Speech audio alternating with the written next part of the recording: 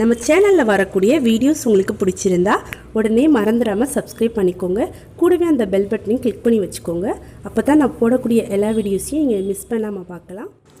Hi friends, எல்லோரும் எப்படி இருக்கீங்க? இன்றைக்கி நம்ம ரெஹனா சமையலில் என்ன பார்க்க போகிறோம் அப்படின்னா, டீ கடை பூரியான் எப்படி செய்யணும் இந்த வீடியோவில் பார்க்க போகிறோம்.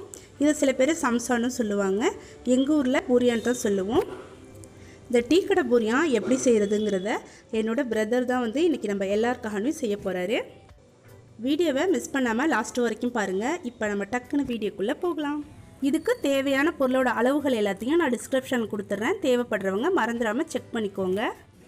இன்றைக்கி நம்ம 1/2 கிலோ மைதா மாவு எடுத்திருக்கோம். அதுக்கு 50 ஆயில் சேர்த்துக்கலாம். அடுத்து அதுக்கு தேவையான அளவுக்கு உப்பு சேர்த்துக்கலாம். சேர்த்துட்டு ஒரு தடவை நல்லா மிக்ஸ் பண்ணி விட்டுடலாம். நல்லா மிக்ஸ் பண்ணதுக்கப்புறம் கொஞ்சம் கொஞ்சமாக தண்ணி தெளித்து சப்பாத்தி மாவு மாதிரி பிசைஞ்சு எடுத்துக்கோங்க. மாவை நம்ம பிசையும் போது நல்லா அழுத்தி சாஃப்டாக பிசைஞ்சிக்கணும்.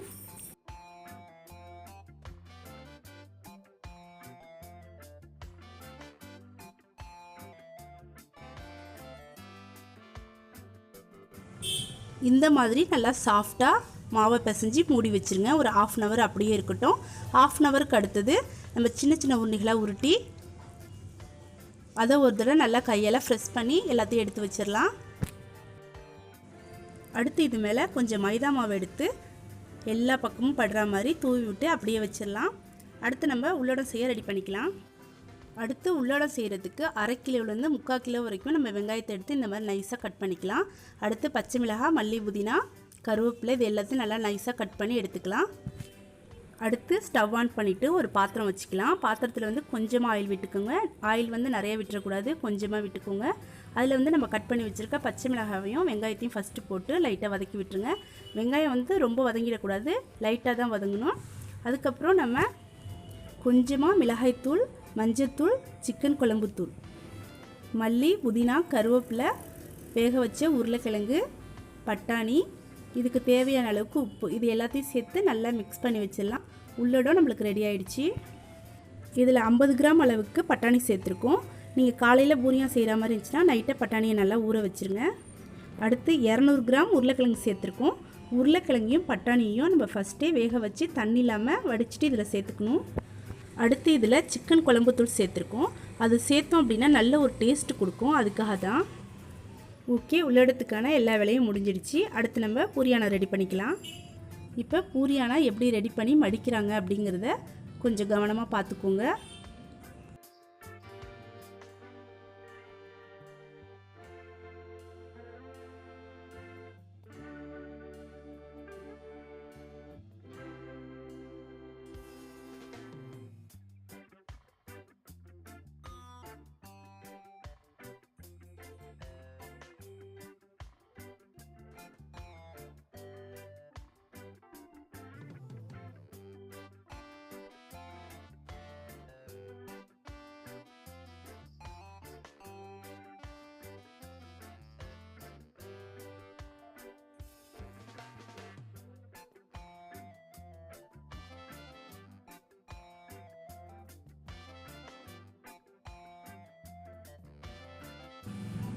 இப்போது ஓரளவுக்கு பூரியானுக்கான வேலை முடிஞ்சிடுச்சு. அடுத்து நம்ம எந்த சைஸில் பூரியான் வேணுமோ அந்த சைஸுக்கு நம்ம மாவை நல்லா மெல்லிசாக தேய்ச்சி எடுத்துக்கலாம். தேய்ச்சி எடுத்துகிட்டு நம்ம செஞ்சு வச்சுருக்க உள்ளடத்தை வச்சு நல்லா மடிச்சிக்கலாம். எப்படி மடிக்கிறாங்க அப்படிங்கிறத நீங்கள் கொஞ்சம் கவனமாக பார்த்துக்கோங்க.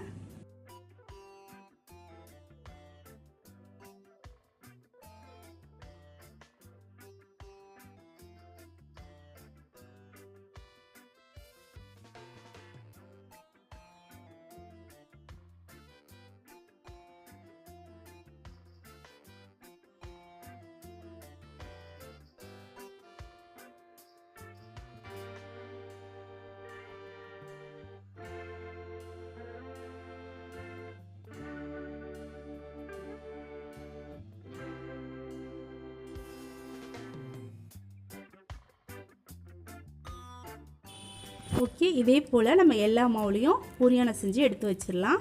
அடுத்து இந்த பூரியானை பொரிச்சு எடுக்கிறதுக்கு தேவையான அளவுக்கு ஆயில் விட்டு ஹீட் பண்ணிக்கலாம். ஹீட் ஆகிடுச்சா அப்படிங்கிறத ஒரு தடவை செக் பண்ணிவிட்டு அதுக்கு அடுத்தது நம்ம நல்லா ஹீட் ஆனதும் நம்ம செஞ்சு வச்சுருக்க பூரியானெல்லாம் போட்டுடலாம்.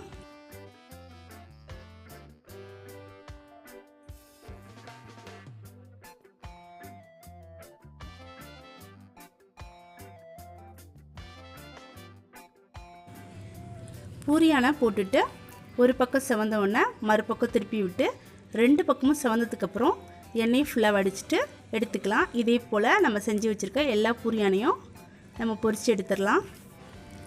ஓகே, சாஃப்டான ரொம்ப டேஸ்டியான டீக்கடை பூரியான் ரெடி ஆகிடுச்சு. இப்போ உங்கள் எல்லாருக்கும் டீக்கடை பூரியான் எப்படி செய்கிறது அப்படிங்கிறதுக்கான ஐடியா கிடச்சிருக்கும் அப்படின்னு நான் நினைக்கிறேன். இதே போல் நீங்களும் உங்கள் வீட்டில் செஞ்சு பார்த்துட்டு எப்படி இருந்துச்சு அப்படிங்கிறத எனக்கு கமெண்ட்டில் சொல்லுங்கள். ஓகே, இந்த வீடியோ உங்களுக்கு பிடிச்சிருக்குன்னு நினைக்கிறேன். பிடிச்சிருந்தால் லைக் பண்ணுங்கள், உங்கள் ஃப்ரெண்ட்ஸ்க்கும் ஷேர் பண்ணி விடுங்க. இந்த வீடியோ பற்றினா உங்களோட அருமையான கருத்துக்களை கீழே உள்ள கமெண்ட் பாக்ஸில் பதிவு பண்ண மறந்துடாதீங்க. அடுத்து ஒரு இன்ட்ரெஸ்டிங்கான வீடியோவில் உங்களை மீட் பண்ணுறேன். தேங்க்யூ.